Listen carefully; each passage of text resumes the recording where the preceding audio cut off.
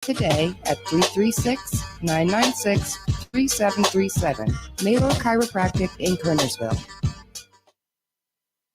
Ideacom NC, a trusted telecommunications company with 60 years of experience in unified communications. Ideacom is about more than just phone systems. They provide a full range of communication solutions. Whether your business is big or small, from churches to schools to fire departments, depend on the best in cabling, phone systems, IT support, and more from Ideacom of Central North Carolina. Top-rated customer service that cares about your business needs. Check out all the host of solutions at IdeacomNC.com or call at 336-854-4455. Ideacom NC. This is PJ Washington, and you're listening to Tobacco Road Sports Radio on WWBG 1470 AM, your home of the Hornets basketball and the Triad. Like to have everybody's attention for a moment. There's a stat. I don't like bringing up stats, but there's one stat about the Panthers. In the world is James Harden better scorer than Michael Jordan? No, he's more creative in that. Traveling is not creative, Brandon. No matter what the score is, and they've said it themselves, whether they're up 10, down 20, whatever, they know they can turn it on whenever. Why did you have to bring up the Cowboys in this conversation? Lived in Texas for 2 years and just could not stand to watch Cowboys football. All right, listen up. Welcome to The Rundown. Here's Desmond Johnson. Happy Saturday, Triad. It's The Rundown live, as we are every Saturday morning, 11 a.m. here on WWBG 1470 AM and online at tobaccoroadsportsradio.com. Got a loaded show for you this Saturday morning. A lot of stuff going on in the Triad and points beyond. Got a loaded panel for you today as well. From Out of Pocket with Michael Davis. He is the host, Michael Davis, on the TGI Friday lineup, anchoring that every Friday afternoon. You can catch that here on WWBG starting at 3 p.m. From WFMY News 2, Jaelen Gilkey in the house. And number one hater, Buck Nasty, Tobacco Road personality, JP Mundy, back in the house with us as well. We got a lot to get to, guys. And, of course, a little bit later on, the end of the show, Bleav and Bears host Joey Christopolous joined me to discuss the huge trade that happened last night. Carolina Panthers and Chicago Bears making a trade to allow the Panthers to move up to number one in the draft, moving up from 9. And we'll dissect that, and we'll get into Jalen's Baltimore Ravens. What are they doing? Like, I don't understand what's happening here. Why are they not paying Lamar Jackson his money? Or what is his money? We're going to look at the top 10 quarterback salaries of 2023 and try to figure out where exactly is Lamar Jackson supposed to be, like, on this list, so we can kind of figure out what the Ravens' play is in terms of basically allowing whoever to bid on him. I don't think anybody has bid, or I don't think you can yet. I'm not sure. We'll get into all of that. So we'll get into all that. But first things first, the biggest news of the day, the Carolina Panthers and the Chicago Bears making a trade late afternoon yesterday, about an hour after I had done a Bleav in Panthers podcast episode with Skylar Callahan. Had to rush back here and do an emergency one with Kevin Avery and Chris Krogman from Bleav in Monsters. So that worked out pretty well. But the Bears receive the 9th overall pick this year from the Panthers. They receive a 2023 second-round pick. We found out that that's actually, I think it's pick number 61. That's the pick the Panthers received in the Christian McCaffrey trade from the 49ers. So that's the 49ers second-round pick. The 2024 first-round pick next year from Carolina, 2025 second-round pick from Carolina, and wide receiver DJ Moore in exchange for the number 1 overall pick from the Chicago Bears. We'll just go down the line here, get your initial thoughts on this when you first heard the trade, and who potentially, in your mind, maybe won this trade. All right, now I'm in the mentality that both teams won the trade. They both got what they wanted, and they're both going to be able to kind of operate going forward with this bundle or whatnot of what they have. Mike, let's start with you. What were your initial thoughts when you first heard this? Because we've all been talking about the possibility of this for a couple of months, but until this coaching staff was in place, I did not think the Panthers would actually do this. It's just not something they normally do, but this regime is proving they are not the normal Carolina Panthers coaching front office regime that we're used to over the past 2 decades. What were your thoughts when this first happened? Well, it started out the initial aggressiveness of the Panthers ever since Frank Reich came in. Like, Frank Reich came in, built his coaching staff, and we're like, okay, he's trying to build a legit team. Now, I'm kind of confused with the Panthers' logic here, because who are they going to get? Are they going to get Stroud or Young or Richardson? If they won Levis, they probably stay at 9. So who do they think is their guy? Because none of these three stand out in terms of, oh, this is a transcendent talent, kind of like Andrew Luck when the Colts had the first overall pick about a decade or so ago. Yeah. So I'm kind of confused. Also, Carolina's trade away Christian McCaffrey. They trade away DJ Moore. Are they putting the quarterback in the right position to succeed right away? And especially trading a lot of those other high-end picks, you're going to have to really rely on free agency. And looking at the free agency wide receiver class, unless you can make a trade for like a DeAndre Hopkins, or it wouldn't make sense even to make a trade for Derrick Henry because that's a worse player than Christian McCaffrey. I hate that rumor mill going around right now. The media is just attaching every available player to Carolina right now. Like Aaron Rodgers was attached to him like a week or so ago, and it's like, come on, man. Like we all know Aaron Rodgers ain't going to Carolina. Like that's not going to go down. But it's terrible rumors. But you have to surround this young quarterback with the right tools. How do they rebuild the rest of that offense? Jaelen, your thoughts on this? I know we've been joking back and forth about Lamar coming to Carolina and this and that and the third or whatnot. I knew Dave Tepper was going to pay that kind of money for and so did I, and it's okay. You just wanted me to be miserable like you, but I'm not miserable. I'm cool. I'm chilling. Like my Panthers are actually acting like an official NFL team for the first time in a long time, so I'm cool and I'm pretty good. What were your thoughts when you heard this trade? How surprised were you? I'm gonna be honest. I love the move from Chicago, because they already have their quarterback. Now it's about surrounding the pieces. Surrounding him with those pieces, you know what I'm saying? So you put him, you get him. You already went and got Claypool last year. Now you go get DJ Moore. They got a young Cole Kmet at tight end. So now we got to shore up those offensive line. We just picked up 4 picks from the Panthers, all inside the first 2 rounds of the next 2 years. I think it's a good move for Chicago. Now on the Carolina Panthers side, I don't know. I'm still a little hesitant. Because, like Michael said, none of these guys truly is the clear-cut number one. I personally like Bryce Young, just the way he handles himself in the pocket and the way he didn't have perfect conditions like most Bama quarterbacks do. Last year, he didn't have perfect conditions, and he still was very, very successful and made a lot of plays and showed me that, he's a leader of a football team. So I like Bryce. I like the Panthers getting up to that number 1 spot because at 9, it was very, very murky as to who was going to shake out and be available for them at that pick. So now they can go get their quarterback. But at this point, like I said yesterday, Des, it's going to be Bryce Young throwing the ball to himself and handing the ball off to Deontay Foreman.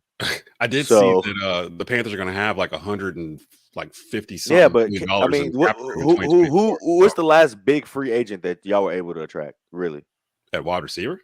Not a wide receiver, just period. Oh, just in general? No, but see, again, none of that. The past doesn't matter anymore. It does matter, though, because I'm telling you. Like, this regime is not the same regime. You keep saying that, Des, but at the end of the day, when you're a free agent, Carolina isn't a super attractive situation, especially now that they've gotten rid of their best 2 offensive players over the last 8 months.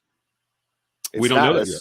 We don't know. Yeah, we do because Christian McCaffrey is an all-pro running back gone, and DJ No, Moore is I mean a pro we don't know. receiver We gone. don't know how free agents are going to view the Carolina Panthers because it hasn't opened yet. We don't know. Okay, but we're assuming that they're not going to because it's in Charlotte and it's a little potent. What free agent that's an established wide receiver wants to go play with a question mark quarterback, whoever that number 1 pick is going to be, and that's it. I think the better question is what free agent offensive player wants to come play for Frank Wright and trust the fact that the staff is what it is. Like, yeah, the staff is cool. That's been built like this. Like, I can like the staff and agree with the staff and love their game plan as much as I want and what their vision is. But if there's no player on the field, what is the product going to be? It's March. Like, we don't know what. I mean, by the time we get to July, I'm pretty sure they'll figure that out. I don't think they're going to trot out a rookie quarterback with no wide receivers. Like, that's just like assuming that they just don't understand how to put together a roster. But it's not about being able to put together a roster. It's about when free agency isn't about who you want to get. Free agency is about who wants to come to you. There. But you're saying that Carolina's not creating enough of a. They're not creating a presentable. The package isn't that desirable. So so you're saying that with the coaching staff that's been built in Carolina, the owner is the second richest owner in the league. Them now having the number 1 pick in the draft, that Carolina is not becoming an attractive place for free agents here. Not with a bare cupboard and no quarterback.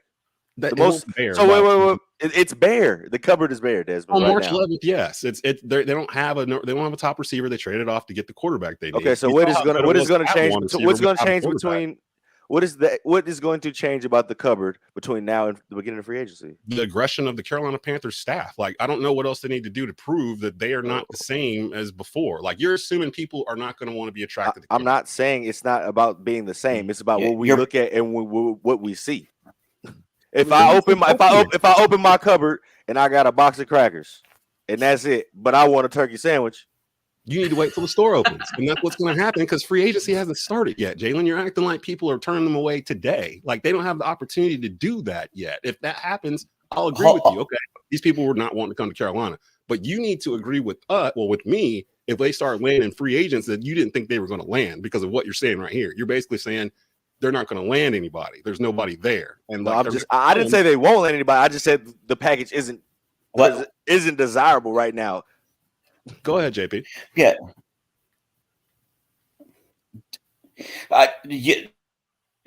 Desmond, you're talking in hypotheticals, and Jalen's just talking about what he sees right now, because the question was the initial reactions to the trade. So Chicago wins. However, we're assuming that Carolina at the number one position right now is going to go ahead and draft a quarterback. I don't necessarily think that's the case. As Joe Giglio said this morning, that's not how David Tepper made his money. I think that they just traded up to get that bargaining chip. And they can recoup some of what they lost in that. But I think it would be smart. The tweet where he's talking about how we basically traded off CMC for a second round, or we traded CMC in this trade for the second round pick, or whatever he was trying to say in that thing. But what I'm talking about is when you want to, they have traded away their entire offense and they have no quarterback. They can reap some of those losses now that they have that bargaining chip. Now, I'm to allow people like Desmond, the big Carolina fans, to enjoy the fact that they have assembled what looks to be a competent staff. I'd say top 3 in the league. But what I tell you in the text the other day, how you gonna say top 3 in the league? Y'all don't even have any. Y'all haven't won a game yet. Look who's on the staff. Like, look at their resumes. You have not won a. You haven't won a game. You have no players. It's the same logic I was just saying. Free agency. How can your staff be? How can your staff be better than Cincinnati's right now? How can your staff be better than Kansas City's right now? How can your staff be better than Buffalo's right now? They lost their offensive coordinator. Just saying. Okay. All right, fine. On paper, their staff looks better than most in the NFL. On paper, resume wise, what they've done, victories, who they've mentored, but their roster. But the roster is still a work in progress. It's March. It's March 11th, y'all. Come on. It's not about X's and O's. It's about Jims and Joes. You can't replace DJ Moore with any of these free agent wide receivers. You can replace DJ Moore, and they just showed you can replace Christian McCaffrey. How do you trade your best running back and then your running attack gets better? Like, how does that happen? Well, you have a completely new coaching and scheme. Because it's the only thing they could do. But it happened. Like, I mean, it's we're the sitting only there saying thing they could do because they couldn't throw the ball. Pieces. Well, they didn't have a quarterback. Of course, they couldn't throw the ball. But now, my whole point is, with this trade, with what the Panthers have done here, is that they have changed the narrative. Like, this nonsense that the Panthers don't want to go for it, that they're mediocre all the time because they don't have the cojones to do things like this. This type of stuff don't happen in Carolina. They don't do trades like this, like normally from previous owners. They don't normally take a chance like this, especially in a draft like this, where, like Mike said at the beginning, there's not really a Cam Newton or Andrew Luck or a Peyton Manning or a John someone that everyone knows is going number 1 at the very top. There's no Shaq at the top of this draft, like where everyone knows if you get the number 1 pick, you're getting that guy, and he's going to be your guy for the next 10 years. To me, from what the Panthers front office has been saying this whole time, that's another thing too that I'm very happy with, that they're not being shady about their intentions. They're being very clear about what they want. Their dream scenario, according to Scott Fitter, the GM, is to draft a quarterback and have him on a 5-year rookie deal and use that money to build the rest of the team. That's what he did in Seattle. That's how they won a ring. That's how they went to 2 Super Bowls behind Russell Wilson on his rookie deal. As soon as he got his money, Seattle started to dip. they're trying to do this here. And according to Joe Person from the Athletic, friend of the program, they're aiming at CJ Stroud. Now, I was on record saying that I didn't know if I wanted Stroud or Young or any of the quarterbacks in this draft. Like, I didn't want them to trade a whole bushel of picks just to move up for a guy that I wasn't sure was a generational talent. I'm actually fine with what they gave up in this. Wasn't too happy about having to give up DJ Moore, but I would rather give up DJ Moore and clear that cap space than throw a third first in there to get this, which sounds like was going to be the thing that broke the camel's back or whatnot. DJ just got an extension. And actually, he's kind of cheap considering he's a top 10 wide receiver. He signed that deal before Tyreek Hill and all those other wide receivers last year signed those massive deals. So he kind of came in a bargain, but he was going to be on the tab here. So they're carrying like $40-something million in dead money going into this season. But after this season, because of what they just did, in 2024, they have no dead money, and they're going to have over $150 million in cap space as it stands today. Now, they haven't re-sign Brian Burns and all these other things they're gonna have to do, but they're gonna have the money to do it, is what I'm saying. Like, they're actually doing things like JP had been asking them to do pretty much every time I see him when we talk about the Panthers. You rail on and on about how they don't do this, they don't do that. They're not thinking mentally wise, like, to do it this way. They're doing it right now. Like, we're literally watching them start to build this. And like the idea that they're gonna screw this up halfway through it, I'm not buying that brand, because again, this is not the same regimes that have been here before that have done that have screwed this up. And see, I think you're getting a little confused. I didn't say they screwed anything up. I just don't think at this point the Carolina Panthers have made much progress as you have viewed them making. I feel like they're building a house from the bottom up. Yeah, I mean, they're still on the foundation for sure. Yeah, they're still building the base. Like, again, it's March. But Like, it's March. Also, I'm not a big. You keep saying that, but between March and the beginning of free agency, nothing is going to change, except for the draft. So that's a lot.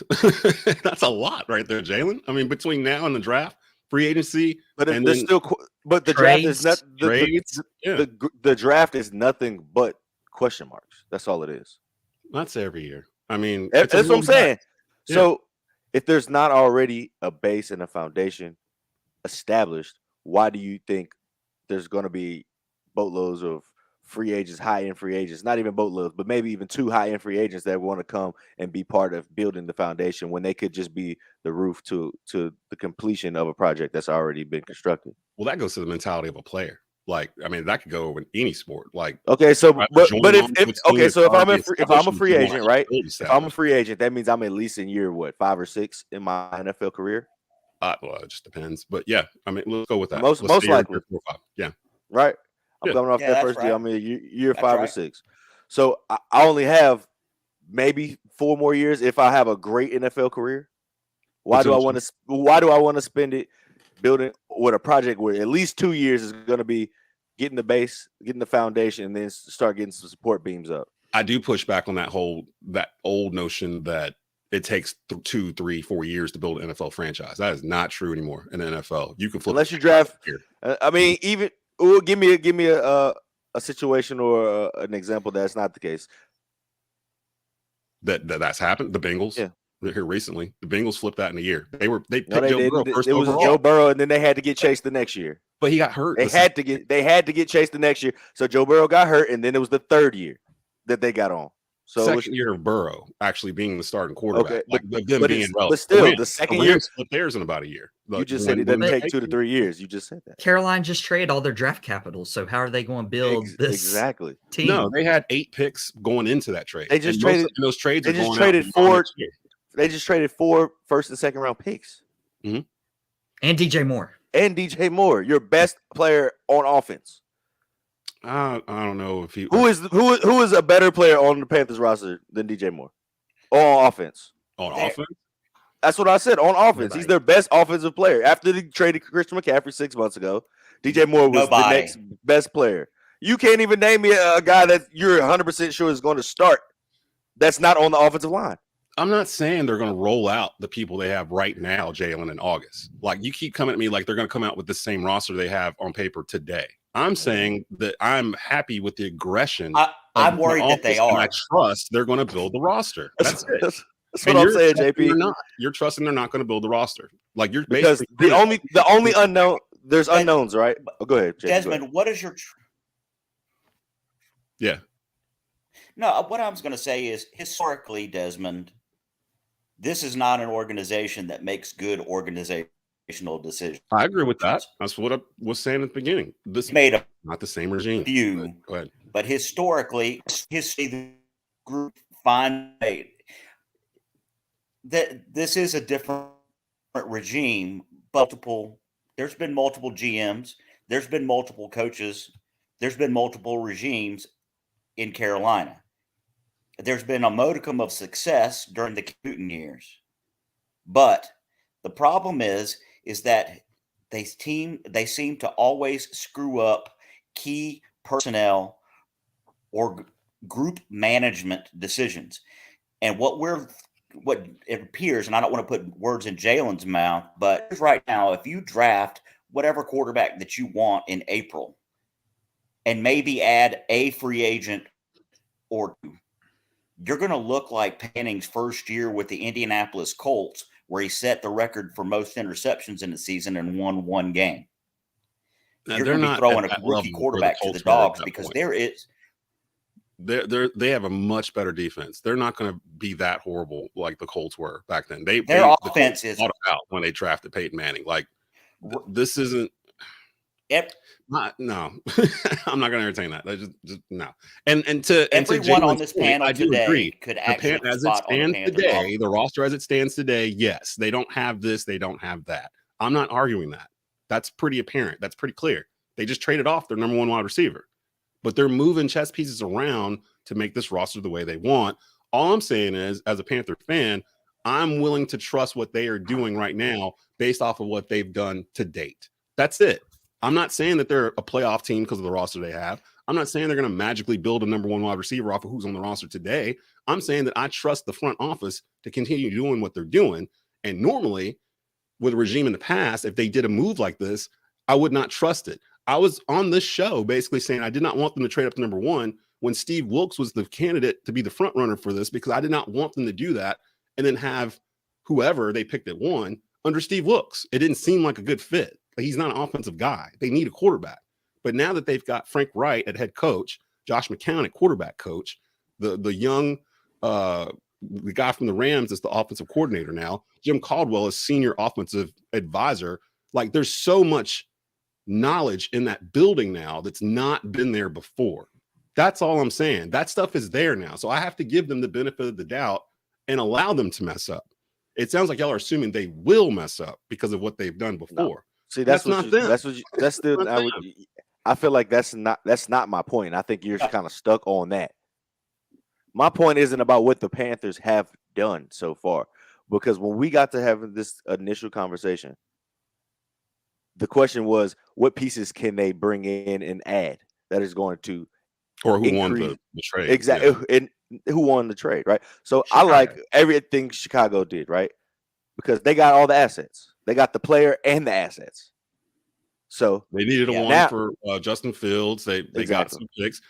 They did. But see, now my thing is, my only issue is with this thing, with this whole move for Carolina, is the fact that they gave all of those picks up and their best player for unknown number one pick, draft quarterback, whoever it's going to be, and now he has nothing to build on besides a coaching staff.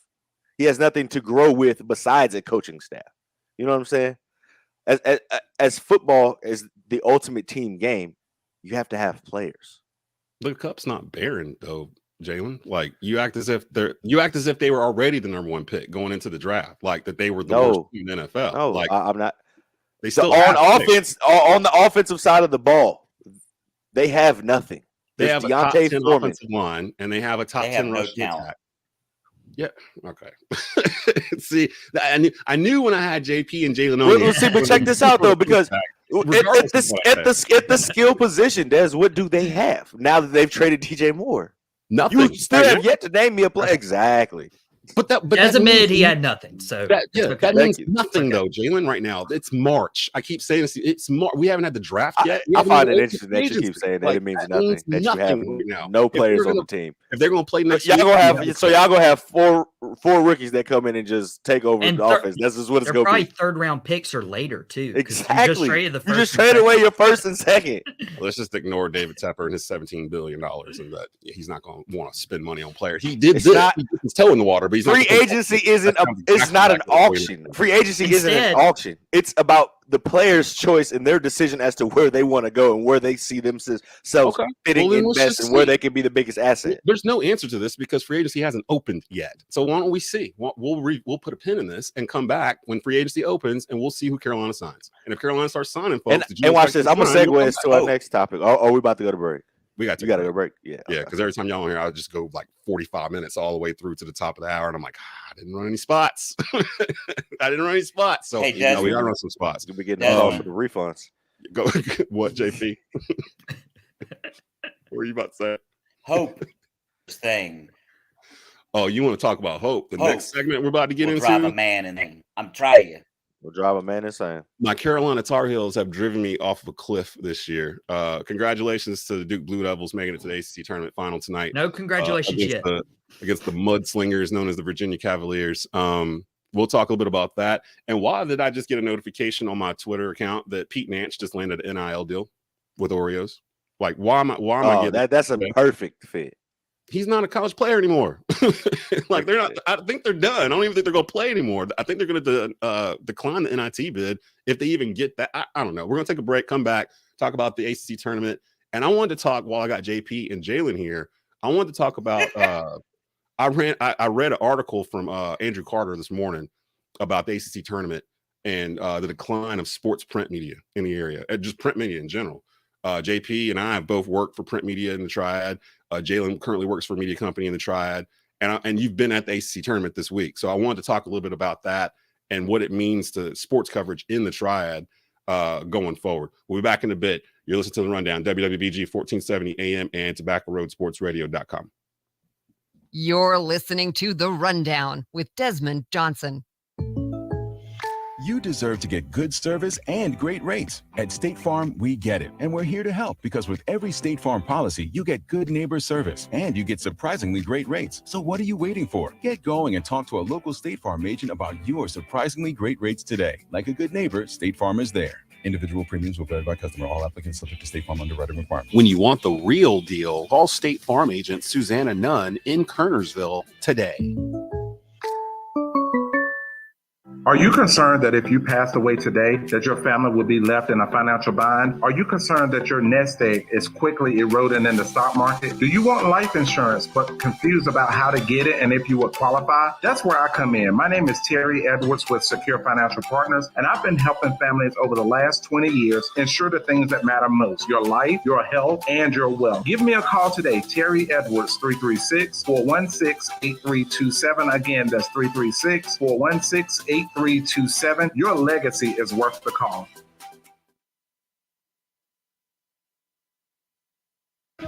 Hey, y'all, Tiny's Mobile Auto. Is your car broke down? Are you stuck somewhere? Do you need a mechanic? You don't want to call a tow truck? Call Tiny's Mobile Auto. He'll come out to you, do your work, whatever you need done, your regular maintenance, or if you broke down on the side of the road, give him a call. All you have to do is pick up the phone and call 336-423-6241. You don't even have to see me. Just let me know what's wrong with your car, and I will come and fix it, y'all. I'm on Facebook, I'm on Instagram, TikTok, I'm on the Twitters, whatever you guys need, 336-423-6241. As always, I'll be seeing you.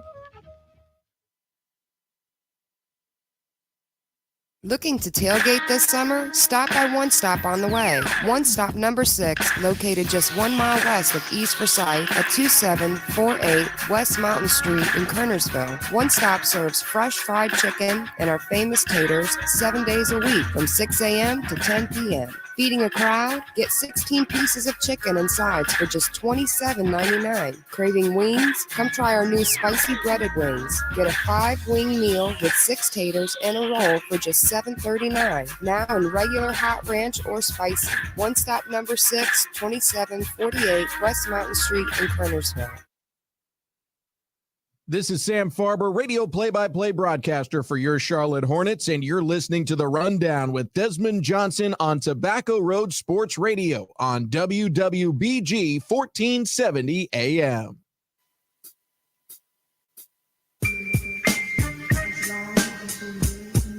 Welcome back to The Rundown, WWBG 1470 AM and TobaccoRoadSportsRadio.com live. Michael Davis from Out of Pocket with Michael Davis in the house.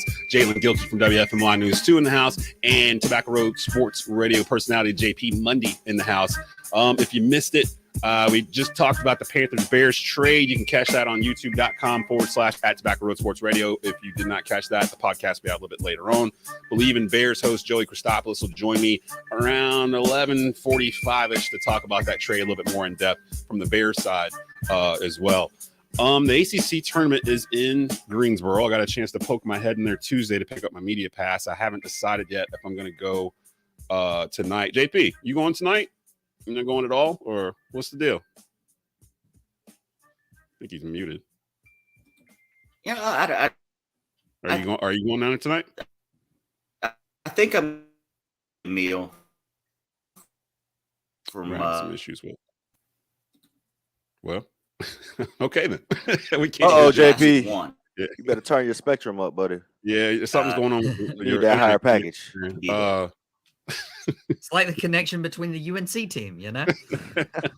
Yo, don't kick me out. I just got a notification on my Twitter account that Pete Nance has landed an NIL deal with Oreos. I knew Carolina was going to lose that game to Virginia halfway through the first half, like watching it, just for body language. Like when Caleb Love kind of carries himself a certain way early in a game, they tend to struggle in that game and end up losing it. When they're having fun and laughing and high-fiving and shooting threes and hitting them early and that kind of thing, they usually win the game, regardless of who they're playing. But more often than not, we saw that first Carolina team, not the one I just described. So I knew as the game went on, and yeah, they were going to ebb and flow. I knew they were going to get blown out because they don't get blown out really by anybody. But they were going to lose that game by 5-6 points probably because their average margin of defeat this year and all those losses have been pretty much 5-6 points, except for the loss to Indiana earlier in the year. I can't put my tab on what it is. I don't know if it's Caleb Love. I don't know if it's Hubert's style. I will say this though, as JP had to bounce off, I wanted him to hear this because he was in the Wes Miller camp when all this was going on when they hired Hubert last year.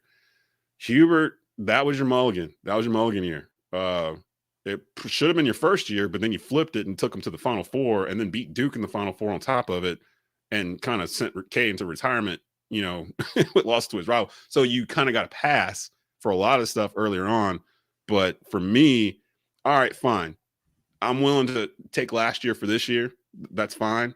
But next year, I need to see some sense of like offense, something. Like it felt like a lot of times he was just giving them the green light to do whatever they wanted. And previous coaches, Roy, Dean, whoever, would have sat him. They would, as soon as he jacked the 35-foot three out of nowhere for no reason with like 12 seconds on the shot clock and missed it, you're going to sit down for a minute, buddy, and we're going to talk this out because you can't just be doing this and disrupting the offense. You were just letting him go. You were just letting him keep flinging that thing out there, and it basically shot them out the tournament. I did also see earlier today, although I don't know if I want to see this team anymore right now, with Ohio State and their run through the Big Ten tournament. It's turned the Carolina win against Ohio State earlier in the year in December back into a quad one. So now they have 2 quad one wins as opposed to just one. They beat Virginia at home and they beat Ohio State. I don't know what that means in terms of Carolina and getting in this tournament. Joe Lunardi kind of let it slip on TV a week or so ago. I think it was during the Duke game where he was like, if it didn't say North Carolina across the front of their jersey, we wouldn't even be having this conversation about them being, in the tournament. And I was like, wow, he actually said that out loud. But having said all that, Duke and Virginia tonight, 8:30, Greensboro Coliseum. Mike, Duke's playing pretty well. They've been playing pretty well since that second Carolina game. And it feels like these freshmen aren't freshmen anymore. It feels like they've kind of grown into this. What are your thoughts on this Duke team? Yeah, and all the credit to John Shire, his first year as the head coach, and he doesn't have Coach K sitting on the sidelines with him this year. And this team has evolved. Earlier in the year, we weren't healthy. Whitehead wasn't there. Lively wasn't there. And then when Lively and Whitehead came back, they weren't playing up to the standards of what they were projected as. They were like top prospects coming out of high school. And I think our last loss actually came to Virginia with that weird, was it a foul at the buzzer trying to lay up? I was furious. I was really mad. Like, how do you have a freeze frame of him getting fouled with 0.3 left on the clock? And you're like, yeah, we're going to overtime. Like, and then AC apologized for it the next day. Like, which doesn't mean anything. Right. It means nothing. So these Duke players tonight are going to have that in their mind when they're facing Virginia. But right now they're playing as a team. And they mentioned, I can't remember what game it was, but they had like a 90-minute team meeting. They referenced during the game last night and talked about it in the post-game interview with Whitehead and I'm blanking on his Roach. And they were like, yeah, that meeting set us up because now we're playing together as a unit. And that was Coach K's thing. You take the 5 fingers, you make a fist, you play as a team. I feel like they're taking that approach. And best time to get hot is going into this tournament. Oh, and let me tell the Duke fans that have been badgering me online regarding this. I've not been one of those, by the way. No, you've not been one of them. You've actually been very respectful. No, there's a couple of groups that I was like, adminning on Facebook before I really started doing a lot of this media stuff. And I pulled away from a lot of them once I really started going here. And I kind of made the decision before the second Duke Carolina game that I was just going to pull completely out of them. Like, I just don't like the way I feel when you're in those groups and you're just battling trolls all day. It's like, I've got better usage of my time now than to sit there and go back and forth on something that has no ending. And a lot of them took offense to that. A lot of them were like, what are you talking about? Why you don't come in here and do this? You're a troll too, blah, blah, blah. I'm trying to change my ways. I'm trying to not do that anymore. I'm trying not to just go in there and poke the bear. So even if Duke loses tonight, I'm not going to get online and start posting, pics, of whatever crying and that kind of stuff. I just don't need to do it anymore. I feel like I've outgrown it. But this year that Duke has had sweeping Carolina and everything else, it still doesn't erase what happened last year. Like that's one of those historic, you know what I mean? Like, if that's one of them things where like I can excuse Carolina being the way they were this year because of that. And then the media just overrating them at the very beginning of the year. I never thought they were the number 1 team in the country. I've watched this team for 3 years. They've played just like this for 3 years. Now, wait a second on that before we get into blaming the media for the hype behind UNC. No, because that was an internal partnership. I mean, the athletic department at UNC bought into that. They did the Sports Illustrated cover, like 83 or 82, whenever that was. So I hesitate to blame any media for that. There was nobody else that they could have ranked as number 1 preseason. You can blame all the media all you want, but the media is not the one that let the Savage jack up 70 shots a game. So there's plenty of blame to go around. Like, I mean, the media had their part in it too. Like, it's almost like the media didn't know that Carolina had been struggling until March last year. Like, they played just like this last year. This is the same core group that ran Roy into retirement, basically. Like, Roy pretty much said it. Like, I felt like I couldn't reach the kids anymore. And like, that's Caleb Love, that's RJ Davis, that's Armando.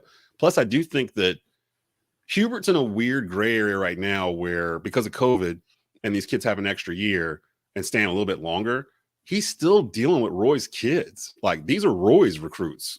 Armando, he recruited them. He was the head recruiter, but they were coming. Roy was the head coach. They were coming to play for Roy Williams, not Hubert Davis. Like, and those guys are still there. Leakey's in his 5th year. Armando could stay for another year if he wanted to. RJ and Caleb could too. Although I'm pretty sure, Caleb's gone at this point. I don't think he's going to return.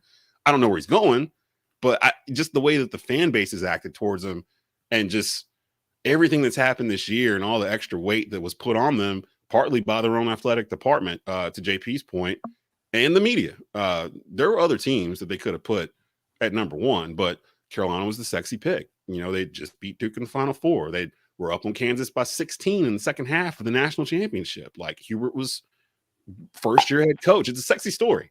But if I'm Bubba Cunningham, I'm in Nashville right now writing love notes to Jerry Stackhouse. I love you. He's got a lot. I love you. Could you believe? I mean, his wardrobe is amazing. His offense has a plan. Okay. They just knocked off Connecticut. I mean, Jerry Stackhouse. Look what I don't know if you guys. Do you guys realize that what their conference record is? Who? I mean, he had them in as a 5-6 seed in the SEC. They beat Kentucky last night. They're going to the NCAA tournament. Yeah, and they got the hardest admission requirements out of all SEC schools too. Mm-hmm. They're Wake Forest, pretty much, right? Or Duke. And they have a plan on offense. Did I mention, Michael Davis, that they have a plan on offense, unlike the current team in Chapel Hill, who just kind of throws the ball out on offense? That did bother me, and I said that when you bounced off for a second, JP, because you've been one of the main ones harping about Hubert Davis, this and that, and I've given my reasons why I go so hard for Hubert Davis. A lot of it's the fact that he's the first African American head coach in North Carolina basketball history. So to me, it's almost like the Barack Obama deal. Like if Barack became president and stunk it up, we weren't going to see another African American president for 100 years. Like that's the stigma I feel like he's having to carry with him, and it's the same thing in Carolina with Hubert, where if he messes this up, I don't know when another opportunity is going to arise for somebody like that. You know what it is like here. I mean, we're in North Carolina. Like we all know what it is. So like, I don't want to make it seem like I'm blind towards Hubert's faults. Like I don't know why it took till March for Dontrez Styles to get off the bench. Like I don't know why he's not using the bench at all really in some games. And then there's games where there's 12 guys. Like there's no reason to it. Like there's sometimes where they're not even running sets. Like if you see Armando getting doubled every single time they're throwing the ball into him, maybe you should run something else. And he did start doing it towards the end of the year where, there were stretches where Armando just wasn't even on the floor. But that bench has not been developed. Jalen Washington's had 2 major knee injuries, and he's just not strong enough to bang down there. And that's why he hadn't been playing. I don't know what's the deal with Styles. Like every time he's been in there, he's done a little something. He just can't get off the bench. It's like Hubert can't figure out how to do his bench rotation. It's because he won't take Pete Nance out the game. He won't take people out the game. It makes me wonder if he's promised time. It makes me wonder if he's promised time to some of these kids that came back or something, because I don't know. They're still playing as if they don't have a bench, like 30 plus minutes a game. They don't even need to do that anymore. I don't know. It probably don't matter. But with the way the season is gone, my agony will continue because they'll find a way to slip in as like a 13 seed or whatever into the NCAA tournament. No, brother. And then go from there. So, hey, I got a question for Jaelen. What's up, brother? Yeah, Jaelen, you've been there for basically 2 weeks now. What's the vibe been this week at the tournament? Were you talking about with the fans, or are you talking about? I'm talking about like when you walk into the building. You're a veteran. You've been there when it's exciting and when there's a big fight feel in the arena. What is it like when you step in there this week? Well, whenever Carolina was playing, it felt like a NCAA tournament type game. I'm gonna be honest. Whenever Carolina was playing, but that's the given, right? It's Greensboro. But other than that, I'm gonna be honest. It was the buzz.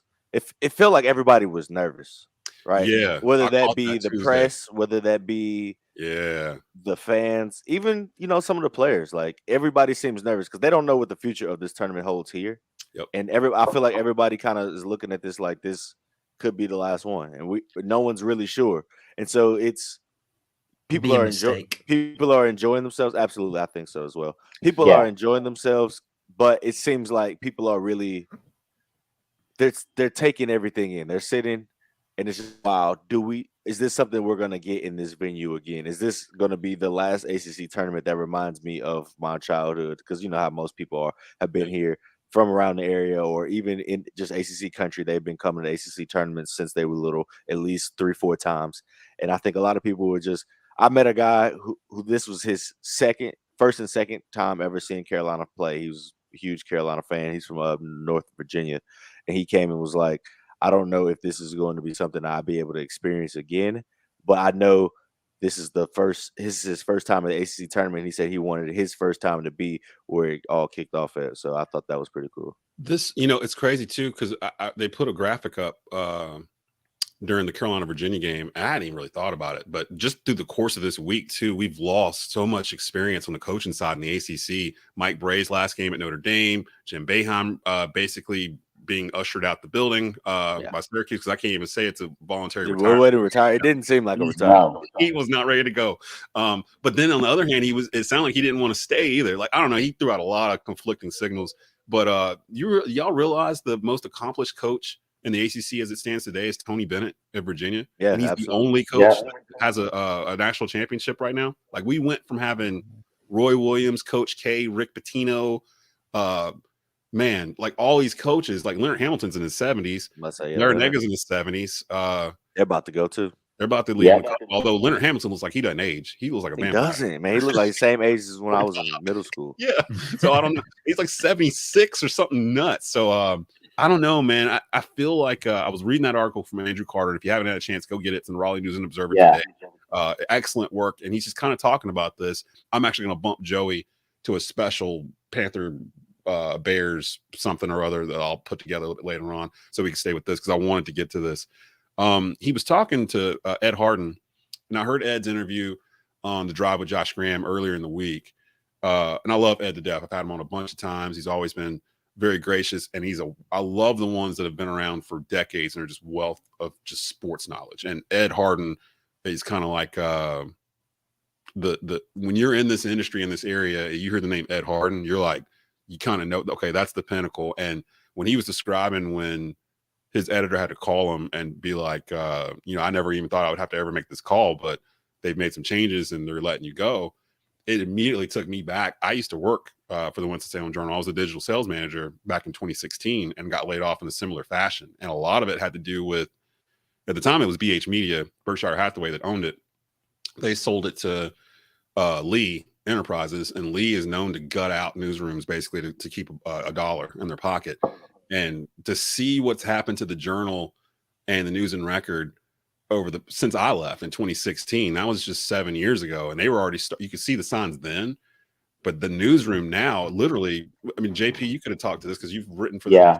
What is like one sports reporter for each paper covering, like for the whole city, like for each side now? Is that, or did they just have like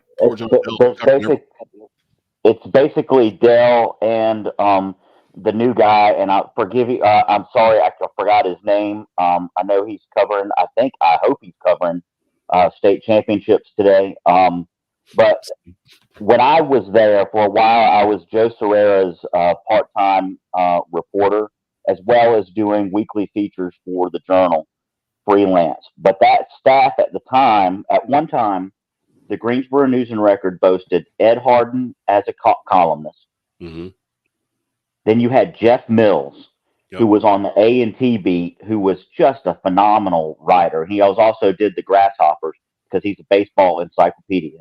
Then they had a dedicated ACC reporter who at one point was Brant Wilkerson New, and that turned into Connor O'Neill one point. And, gosh, who else was there? He left the business, I think, voluntarily, but they had Joe Serrera, who's just an impeccable high school reporter. And then for some reason they had me, So everybody makes mistakes, JP. I know, I understand. Now that voluntarily. Every year, I mean, it's just every year at the North Carolina Press Awards and then the AP Sports Section Awards, that sports section won tons of awards. And let me tell you where it is now. We got an email. I'm still on, or the former sports editor, Eddie Wooten, sent us an email. And I was surprised to get it last year sitting in my office because I was not writing because there was no freelancers allowed at the paper anymore. And it said, "Congratulations. We won a North Carolina Press Association award for best sports section," which was an individual sports page from a specific day. And he named the people, including myself, who were part of that page. Nobody that won the award was currently employed by the paper anymore. Jeez. And that's sad because on one hand, that's allowed things like Tobacco Road to grow. There was a void that got created when actually it was that cut. When they did that cut with Ed Harden and Jeff Mills, a few others. I'm trying to think of who else was on the other side. Jay was in that cut, I Bleav. Yeah. There was a few, Jay Spivey. There was a so they cut out the local, like the high school stuff, A&T, Winston-Salem State. They're still out there, but they're not as much. You can only do so much with three guys. Like Joe was covering like 40 something high schools and the A&T beat, like towards the end. And he left voluntarily because I think he saw the writing on the wall. He knew that eventually there's going to be a day where they were going to Ed Harden him, like we got to let you walk out the door. And I do this Sports Minute Monday through Friday for WTOB, and I'll get online around 11 o'clock and I'll go look for whatever local stories to put in the Sports Minute. Man, I go over to the Journal. Like, first of all, it doesn't make any sense. The Journal's behind a paywall for some reason online. But if you go over to the News and Record page, it's not under a paywall, and it's the same paper. Like it's literally the same. It's all AP stories. It's the same layout, everything. Like it's so crazy to me. Yeah, it's like they're just spinning their wheels, man. Like it makes me sad because I met and knew a lot of those writers and the people that work there, and for to watch a newspaper crumble like this, you can't merge the News and Record and Journal into one paper. Like Greensboro is not Winston. Winston is not Greensboro. But now, it's hard to do that. Now, for everybody who is a big fan, anybody who's paying attention to this show, who is a big fan of high school sports, and this is a big high school sports area, everybody needs to go to Twitter and follow Mark Pruitt. Yes. Mark Pruitt has started working, and I can't remember the exact website, but SBI Live or something like that. Yeah, it's SB Live, North Carolina, and he is going to be the go-to.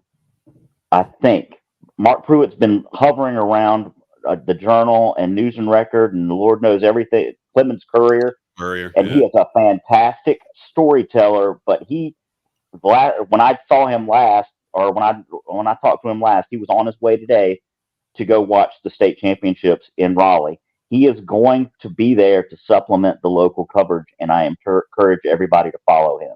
And I think Jaelen, you said you're going to Chapel Hill today as well to cover that state championship. So I'm leaving out as soon as we wrap up. Yeah, so there are media outlets that are still covering local things, and thankfully WFMY and some others out there, WXII, Lauren Walsh, John Johnson, those guys, they do a pretty good job of covering local as well. My thing was specifically the print side, and I guess you can kind of carry that over to digital now, websites and things of that sort. And me and JP have talked. We've brainstormed on, what could we do? Like, what can we do to kind of fill that void besides Tobacco Road? And luckily, I do have a couple of things that are out there that I just haven't sat down and figured out how I really want to go about doing it. But there was something that Ed said in that article where he was like, he would still write again. He doesn't know if it'd be sports, but he would still write again.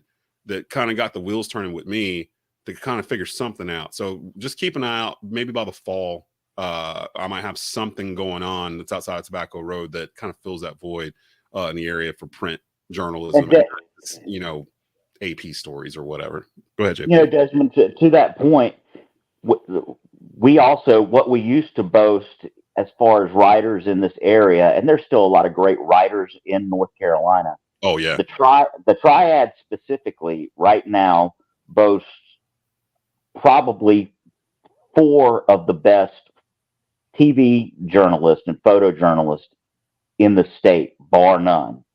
Our guy Jaelen, B. Hall, the Godfather, shout out and then Lauren, and then Lauren and JJ over at the NBC affiliate. Mm-hmm. The best part about it is when you and I, Desmond, go out to one of these events, we see them. They are there. They are hustling. They're getting out there. And I appreciate that. And we know that the high school coaches and the administrators appreciate it because oftentimes Jaelen doesn't go to one high school football or basketball game a night. B. Hall doesn't go to one. Yeah. I mean, they'll go to 3 games just to get the coverage in. And that's impressive, and that's commitment. And so the Triad is not lacking in coverage, just in print. I appreciate that, JP, man. Thank you. Those long form stories, those Ed Harden, sit down with a cup of coffee and just lose yourself for like 8 minutes in a story type deal. That's the stuff that I miss. Like, I grew up on the News and Record, like reading it as a little kid, just pouring over the pages, imagining one day seeing my name in a byline, like that kind of thing. And just to see the coldness of these corporations that have come in and just stripped, like, it's not just sports. It's like, who's covering the government buildings? Like, who's covering like the corruption and stuff? Like, who's going real in depth with whatever's going on? Like the papers used to do. They're not coming back. And one of the reasons why I'm not with the Winston-Salem Journal right now as a digital sales manager, it was a constant clashing of ideas in terms of, in 2016, they were still selling a full page color ad in a Wednesday journal for $2,200. Like, and that's nuts when you think about it, because you can take $2,200 and I can literally reach 200,000 people online over 30 days for $2,200 and target them. Like, it'll hit them in their pocket, like every time they pull that phone out. But for some businesses just to drop a full page ad in color in the paper in 2016, back then, they didn't think that money train was going to dry up. Like, they were just going to ride it out. They were going to ride it out until it was just no more. And I think somebody's at my door. So I would say you got some movement. I said, you got some movement. Like, something going on. I would pay. It's time to invest in CPI security. Yeah. Like, they didn't even, like trying to open the door. Like, who is trying to come in my house? Everybody else is asleep. I'd pay good money just to watch Ed Harden work again. It's the most intimidating thing I've ever seen. Michael Jaelen, if you've ever seen somebody who's a god in your industry do their work, it's intimidating, because I'm out there doing an interview and I've got my voice recorder, and I'm new in the business, and I'm trying to just record everything and then I'll transcribe. And when I saw Ed Harden, he was writing a column about the HICO Invitational. This is 10 years ago. And he's sitting there with his legs crossed with a yellow legal pad, and he does not. I'm looking around for his voice recorder while he's talking to the dude. There is no voice recorder. He's taking notes. He's getting his quote down. And the next morning, when I read his story, it was absolute art. It was the most intimidating thing I've ever seen in my life. Man, I have David Glenn is on with me bi-weekly on Franchise Players now, and he writes for chapelboro.com. But whenever I get a chance to have him on, or RL Bynum, or Connor O'Neill's on a bunch, I just enjoy that they're able to do what they do. Brendan Marks with The Athletic, who really started with the Charlotte Observer, covering the Panthers, and then ACC, and now he's the writer for Duke and Carolina up there. It's a hard thing to do, especially in today's world, to be able to be a sports writer, so just salute Connor O'Neill might be the best. Connor might be the best. Yeah. Low key, I don't know, Jaelen, if you know Connor very well, but he may be low key the funniest dude on Press Row. Yeah, he really is. Like, Connor's a trip. And he's on He's a bigger hater than me. Wow, I didn't know that was possible. No, he's dude. Connor's a bigger hater than me. Yeah, they hate on everything. Connor writes for Devils Illustrated and Deacons Illustrated. And he, like me, he got laid off from the Journal, didn't know what he was going to do. I think he opened up, what's those things that writers open up, stackable? He did a Substack. Substack. He started a Substack for Wake Forest because he had all the connections, did that for like a year, and then he parlayed that into what he's doing now with covering Duke and Wake Forest online. So great dude. Glad he was able to land on his feet like that. But it's the nature of the industry sometimes. Just got to never assume that you're going to be in a spot for 40 years. That's the best advice I can give, because this has happened to me in 2 different media outlets in the Triad over the past 5 years, where I'm like, well, how are they going to get rid of me? And then they get rid of me. Like, yeah, we'll figure it out. We're going to get you out the door. So yeah, that's the advice I can give to Jaelen and Mike as they start their careers in this media world. Just never be complacent and never assume that company can't go on without you, because they most definitely can. And they will. And they will. Absolutely, they will. We're at the end of time here. I know the interview I had with Joey Christopolous, that'll play probably around 2:00 today. We'll match it up with the Bleav in Panthers podcast that ran earlier yesterday. Coming up at 1:00, we have a special live presentation of Box to Row with Donald Ware live. I can't remember what location he's at. He's at a conference tournament, but he's doing his show live from there. We'll have some guests on, so definitely come back on at 1:00. I'm trying to get Out of Pocket running here in a couple minutes. So Out of Pocket from yesterday will be running here. It's a good show.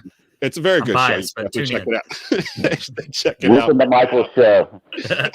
Hey, you heard it from JP. I couldn't get a better recommendation. You can get better recommendations than me. Appreciate the panel. JP, Mundy, Jaelen, Gilkey, Michael Davis. Jaelen, be safe driving to Chapel Hill to cover those state championships. And we'll see you guys next week. Hey.